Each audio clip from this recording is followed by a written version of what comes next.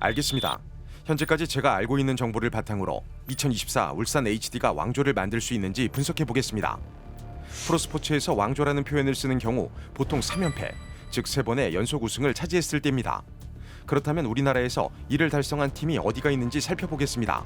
팀 표본이 더 많은 남자 프로스포츠를 기준으로 살펴보면 우선 야구에선 40년이 넘는 기간 동안 단 2번의 왕조가 있었습니다.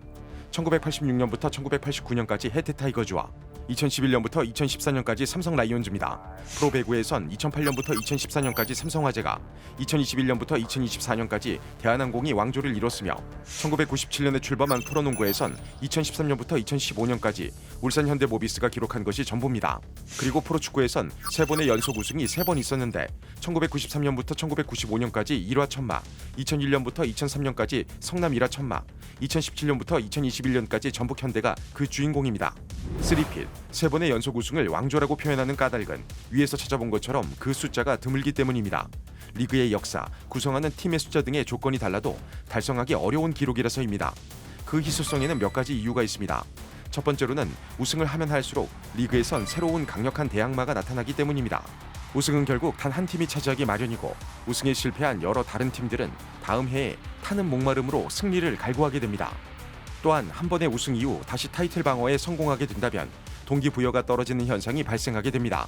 그래서 도전하는 것보다 지키기가 어렵다는 우승팀 감독들의 단골 멘트가 나오는 것입니다. 두 번째로는 셀러리 캡과 연봉 인상이라는 현실적인 이유 때문입니다. 우승을 차지한 팀들의 선수들은 당연하게도 더 많은 보너스, 연봉을 요구하기 마련입니다. 그래서 셀러리 캡이 있는 리그라면 자연스럽게 우승에 공헌한 모든 선수를 지키기 어려운 상황이 됩니다. 셀러리 캡이 없는 리그라 해도 구단에서 선수 연봉 지출을 무한정 감당할 수는 없을 것입니다. 그렇다면 지난 2번의 연속 우승을 차지한 울산 HD의 연봉 지출액의 변화를 살펴보겠습니다.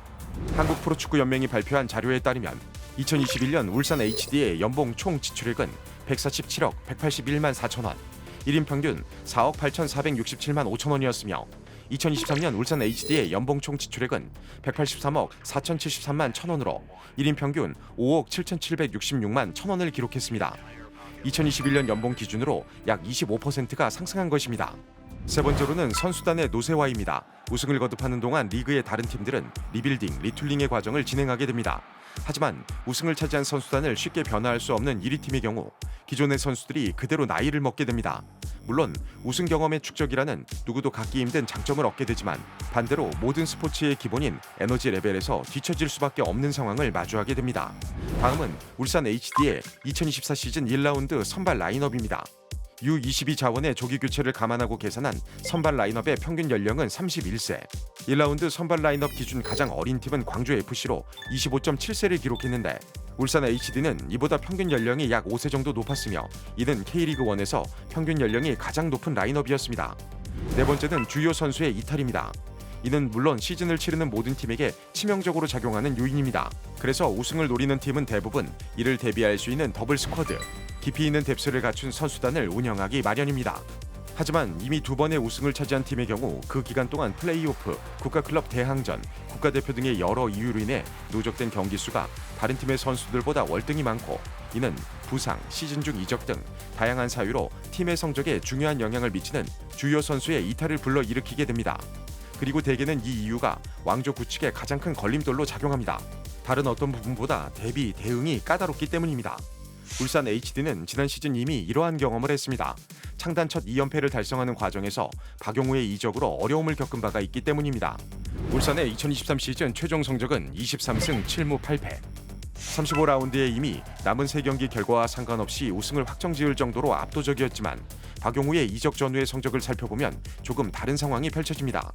이적 대기로 결장하기 시작한 7월 12일 기준으로 이전의 성적이 17승 2무 2패, 승점 53점, 승률 80%를 기록한 반면 이후의 성적은 4승 5무 5패, 승점 17점, 승률 28.5%를 기록했기 때문입니다.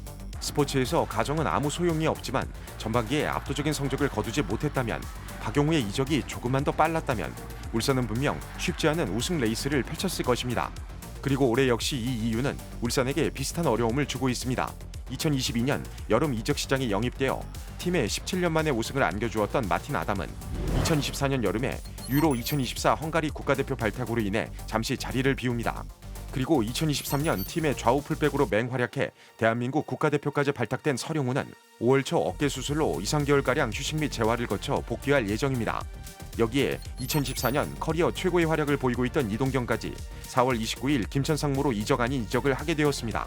이 이탈들은 특히 이동경의 빈자리는 생각보다 더 크게 느껴질지도 모릅니다. 울산 HD 이동경의 기록을 살펴보면 다음과 같습니다. 4월 28일 제주전까지 이동경은 총 8번의 경기를 울산 HD 소속으로 리그에 참여했습니다. 그리고 그 기간 동안 7골 5도움을 기록했는데 이는 경기에 출전하면 경기당 1.5개의 공격 포인트를 달성했다는 것을 의미합니다. 또한 8경기 동안 울산이 기록한 19번의 골 중에서 12번의 상황에 관여했다는 것으로 이는 이동경의 발끝에서 팀 득점의 63%가 완성되었음을 알 수 있습니다. 이렇게 8경기 동안 12골을 만들어낸 이동경은 팀당 한 경기씩 상대한 11경기 1라운드 로빈을 돌았을 때 11골을 기록한 수원FC 제주, 10골의 대전, 8골의 대구보다 3경기를 적게 뛰고도 팀 단위의 생산력을 보였음을 알 수 있습니다.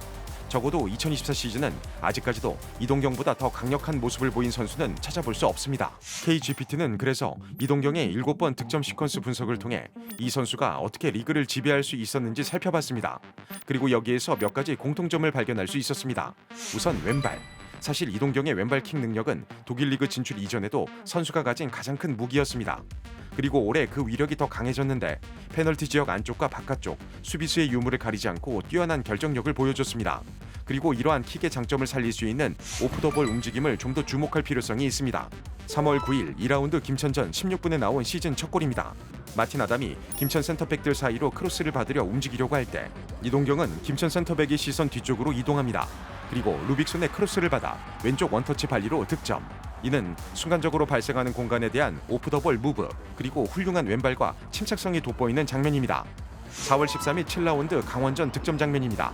오른발로 패스를 잡아둔 이동경은 왼발 아웃프런트를 활용해 주민규에게 전진 패스를 시도합니다. 그리고 루빅손은 주민규와 경합하는 상대 센터백 뒷공간으로 움직임을 가져가고 여기에 이동경은 루빅손이 침투하고 이명재가 측면으로 넓게 벌리면서 발생한 공간으로 움직임을 가져갑니다. 그리고 두 번의 터치 안에서 마무리. 동료의 움직임을 활용하여 지속적으로 새롭게 발생하는 공간을 탐색하는 능력, 이를 실제로 구현하면서 가속하는 움직임, 그리고 이 모든 걸 완성하는 왼발 능력까지 팀과 개인의 능력이 어우러진 장면입니다. 그리고 4월 28일 9라운드 마지막 제주전도 마찬가지입니다. 주민규가 좌측에서 공을 받아 상대 센터백이 끌려나가는 상황에 이동경은 이미 속력을 붙여서 그 빈 공간으로 파고듭니다. 주민규로부터 방출된 공을 받은 이후엔 우측을 살피며 접근하는 상대와 동료의 위치를 파악하고 한 번 더 치고 들어가 골키퍼의 움직임까지 확인한 후 침착하게 마무리하는 모습이었습니다. 이동경의 이러한 오프 더 볼 무브는 히트맵을 통해서도 확인할 수 있습니다. 지난 시즌 울산에 복귀한 이후의 시즌 히트맵입니다.